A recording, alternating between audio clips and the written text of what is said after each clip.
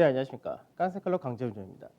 어떻게 연휴 잘 보내셨는지 모르겠는데 연휴 동안에 또 코로나가 국내에서 재확산되는 그런 좀 안 좋은 소식도 좀 있는 것 같습니다.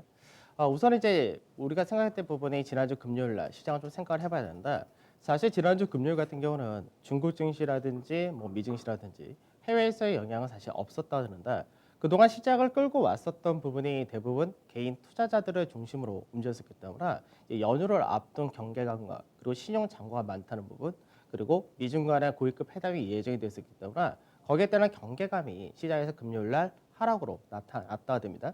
근데 결과적으로 볼 때는 미중 간의 고위급 회담은 결국 연기가 되는 그런 모습을 보여줬기 때문에 그런 우려가 좀 없어진 그런 케이스였는데 하나씩 보면서 설명해 드리도록 하겠습니다. 자, 먼저 이제 지난주 금요일 날 시장을 보게 되면 장중에 지수가 이제 2%까지도 하락하는 그런 모습을 보여줬었는데 나중에 외국인들이 선물 쪽에서 매수를 키우고 베이시스가 개선되면서 프로그램 매수가 유입되면서 지수의 반등이 어느 정도는 나타나서 지수는 2,407포인트로 마감이 되는 그런 모습이었습니다. 우선 거래대금을 보게 되면은 뭐 거래대금은 뭐 16조, 그러니까 거래대금이 소폭 축소되긴 했는데 결과적으로 이제 연휴를 앞둔 관망세가 짙었다 이렇게 볼 수 있을 것 같고요. 그다음 외국인 같은 경우가 4,600억을 매도를 했고 기관에서는 1,200억 매도를 했습니다. 실제로 이제 앞전부터 외국인과 기관의 매도 규모를 보게 되면은 매도 규모 자체는 뭐 크게 차이는 나지 않았지만 개인들의 매수세가 좀 약했다 이렇게 보시면 될 것 같고요. 그다음 선물 쪽을 보게 되면은 선물도 역시 이제 1.3% 하락으로 마감이 되는 모습을 보여줬다 됩니다.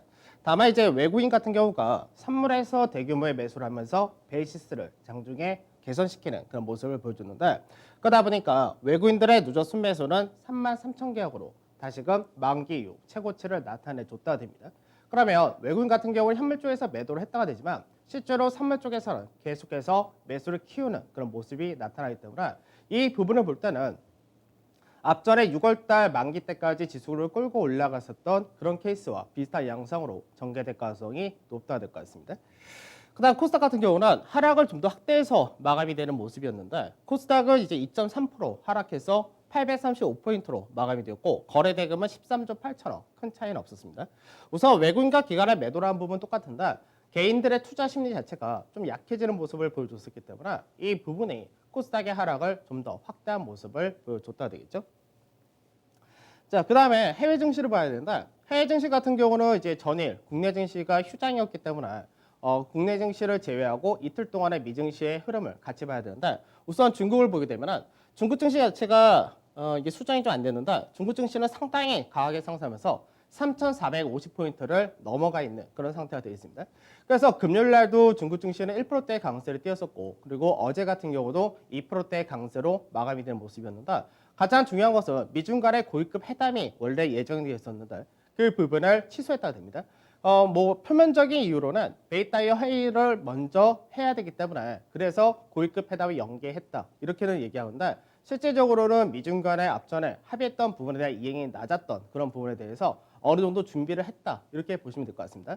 그래서 중국 같은 경우는 추가적으로 베이타이어 회의가 뭐 종료가 되었다 그런 식으로 추산을 하고 있는데 그런 부분이 시장에서는 이제 인프라 투자를 비롯해서 추가적으로 경기 부양책이 나타날 것이다. 이런 기대치가 형성되면서 어제 같은 경우 중국의 전 업종이 대부분 강한 상승을 보여줬다 됩니다.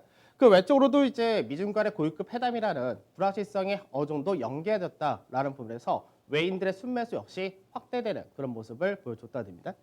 그다음 미증시인데 미증시 같은 경우는 이틀 동안에 다우지수 같은 경우는 0.19% 하락을 했고 S&P 같은 경우 0.3% 정도의 상승 그리고 나스닥은 0.79% 상승을 하면서 나스닥 같은 경우는 다시금 신고가를 경신하는 그런 모습을 보여줬다 됩니다. 우선은 미중 간의 갈등이 조금은 완화될 것이다. 이 기대감이 형성이 된 케이스였는데 중국 같은 경우가 이제 미국산 원유와 옥수수에 대해서 대량으로 주문을 한다라는 부분이 발표되었습니다. 그래서 이런 부분이 중국하고 미국하고의 맺었었던 합의 부분에서 이행률이 굉장히 낮았던 케이스에서 이행률을 높이겠다 이런 부분이었는데 결국 이 부분이 시장에서는 우려감을 완화시켰다 이렇게 된 케이스였고요. 아직까지 미국에서의 제5차 부양책에 대한 합의 자체는 거의 안 된다로 봐야 될 것 같은데 이 부분은 이제 9월 달에 넘어가서 이제 진행이 될 것으로 전망이 됩니다. 문제는 이 기간 동안에 소비 절벽이 나타날 가능성이 높다라는 부분이 있고, 그리고 S&P 같은 경우도 정치적인 불확실성이 있기 때문에 미국의 신용 등급을 하향했다라는 부분이 있는데, 실제로 시장에는 그렇게 크게 영향을 미치지는 않았답니다.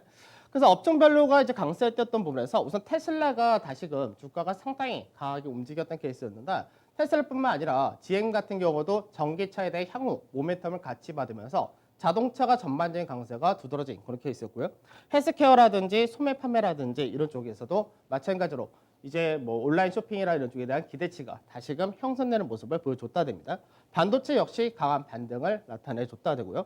반대로 금융 같은 경우가 이제 추가적인 부양책이 시행이 안 되고 있기 때문에 여기에 따른 영향을 받을 수 있다는 부분이 금융의 약세, 그 운송 역시도 소폭 하락하는 모습을 보여줬다 됩니다. 변동성 지수는 이제 21선 초반까지 내려온 모습을 보여줬고, 유가 같은 경우는 추가적인 강세가 나타나면서 유가가 최근에 고가 라인 때까지 올라왔다 됩니다.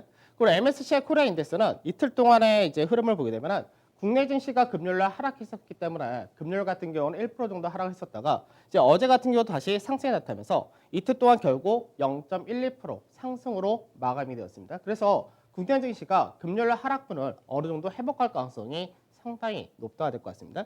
달러 인덱스는 이제 92.8까지 떨어진 모습을 보여줬고, 원달러 환율은 1184원으로 큰 변동은 없었다 됩니다. 중국 증시 먼저 보도록 하죠.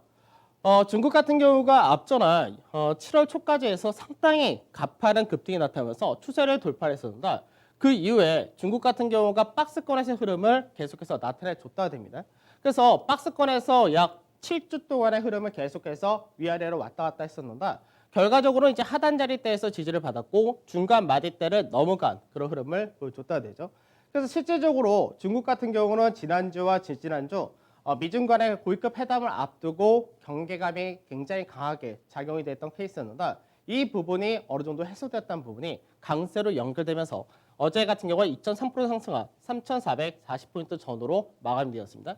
그러면 중국 같은 경우는 이제 앞전에 고가였었던 3,450포인트 전후를 돌파를 하는 위치에 다시금 들어왔다 된다. 아직까지는 거래량적인 부분에서는 조금 부족하다 되지만 강하게 상승 이후에 숨고르기와 가격 조정을 다 마친 그런 케이스이기 때문에 추가적으로 상단을 돌파할 가능성이 상당히 높다고 봐야 될 겁니다. 그래서 이 상단을 넘어간다면 중국 증시가 앞전의 고가를 다시 한번 돌파 시도하는 그런 과정이 나타날 수 있기 때문에 이런 부분이 국내 증시를 비롯한 신흥국으로 자금이 어느 정도 유입될 가능성도 상당히 높다, 이렇게 봐야 될 것 같습니다. 자, 그다음에 나스닥인데 나스닥 같은 경우는 신고가를 다시금 경신하는 흐름을 보여줬다 됩니다. 물론 이제 거래량으로 볼 때는 거래량이 계속해서 감소세를 보이고 있기 때문에 나스닥에 있는 기술주 전반적인 강세 이 부분이 아니라 테슬라라든지 애플이라든지 일부 시가총액 상위 액면 분할을 한 기업들이 강세를 나타내면서 주가를 끌고 올라간 그런 케이스가 됩니다.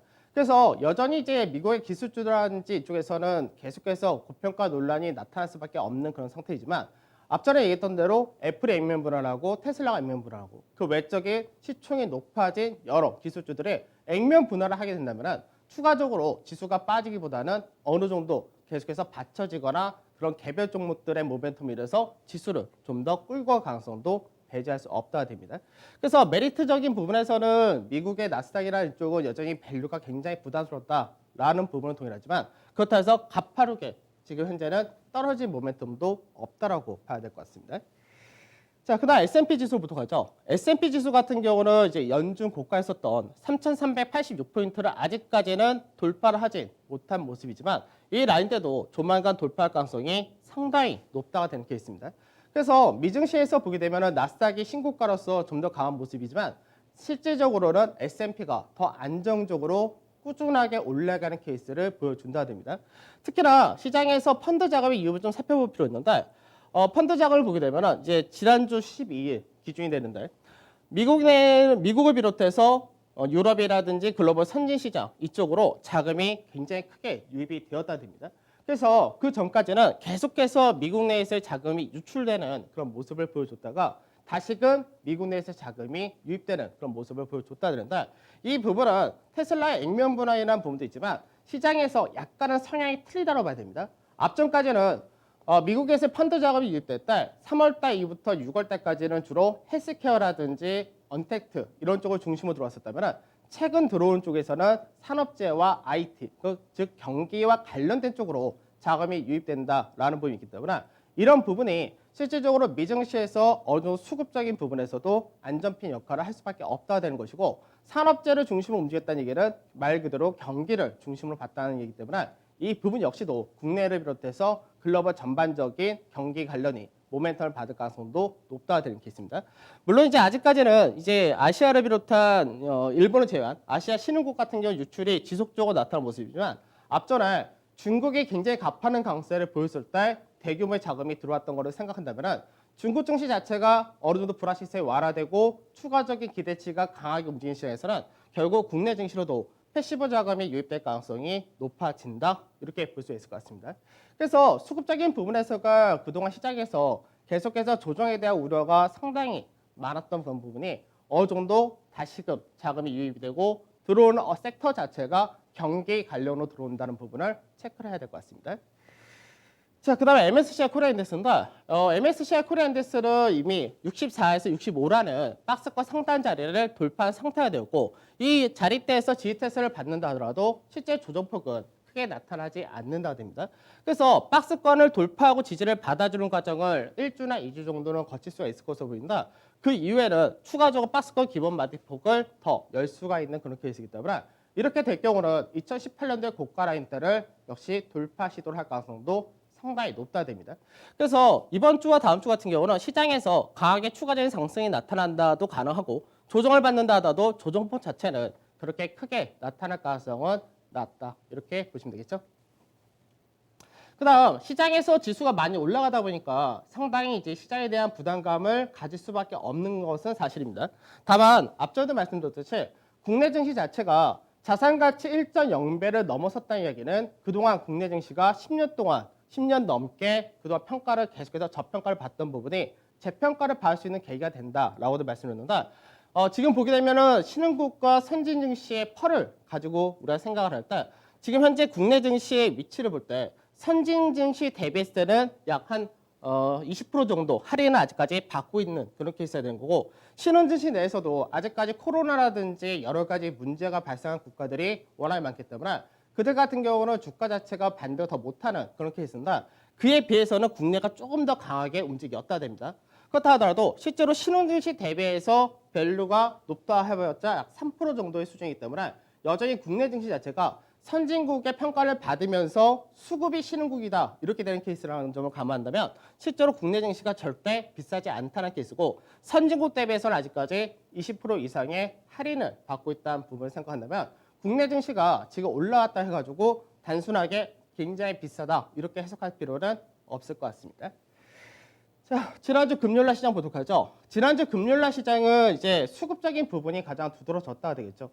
아까도 말씀드렸듯이 시장에서 개인들이 중심으로 시장에서 많이 수급을 나타내주고 있고 외국인과 기관의 매물을 소화한다는 게 있습니다.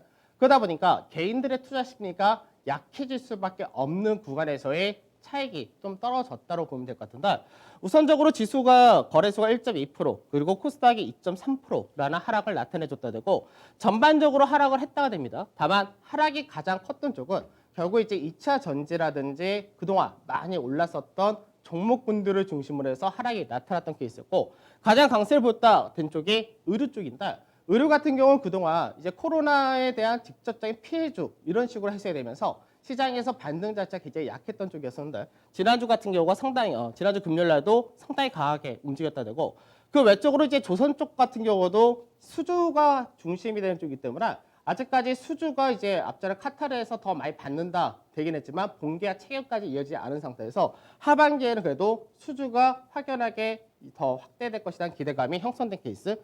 그리고 나서 이제 철강이라든지 한국전력이라든지 이런 개별주들이 좀 움직인 모습을 보여줬다 됩니다. 그래서 전체적으로 보게 되면 시장은 조정을 조금 받은 그런 케이스지만 여전히 업종별 종목별로 차별화가 이어진 모습을 보여줬다 되겠죠. 자, 수급을 간단하게 보도록 하죠. 수급을 보게 되면 외국인 같은 경우 동반 배수가 들어왔다가 된 쪽이 이마트. 그러니까 이마트 자체도 앞전에는 성장성이 없다 이런 쪽이었지만 주가가 싸고 지금은 이제 여러 가지 성장성이 서서히 부각이 된다는 측면에서 동반 매수 들었고 신세계도 같은 케이스였고 아모레퍼시픽 같은 중국 관련주, 뭐 중국에서 시진핑 방문에 대한 기대감, 근데 한국조선해양이라든지 LG전자 그리고 금호석유 이런 쪽도 들어온 모습을 보여줬다 됩니다. 다만 규모 자체는 그렇게 크지는 않았다 정도를 체크하시면 될 것 같고요. 그다음 매도를 보게 되면 매도에서는 결국 2차 전지, 삼성 SDI와 LG화학, 그 LG화학 쪽으로만 약 1,750억 정도가 매도가 출회가 되는 모습이었는데 그동안 워낙에 많이 올라갔던 것에 대한 차익 실현이 강했다라고 보시면 될 것 같고요. 그다음 삼성 SDI도 마찬가지고 삼성전자와 하이닉스 같은 반도체도 역시 매도세가 좀 나타난 모습을 보여줬다 됩니다. 그리고 그 외적으로도 자동차 쪽에서도 많이 올라섰기 때문에 현대모비스 같은 자동차도 역시 동반 매도 나타난 모습 보여줬습니다. 그다음에 기관에서 수급인데 기관에서는 이제 뭐 삼성전자를 좀 사고요. 그다음에 아모레퍼시픽 그리고 한국전력 그리고 카카오, 삼성화재, 신세계, 이마트. 그래서 공통적인 부분은 이제 내수 관련된 유통이라든지 조선이라든지 이런 쪽에 들어왔고 한국전력도 마찬가지입니다. 다만 전체적으로 볼 때 업종보다는 종목별로 들어온 모습이 강했다. 이 정도 체크하시면 될 것 같습니다.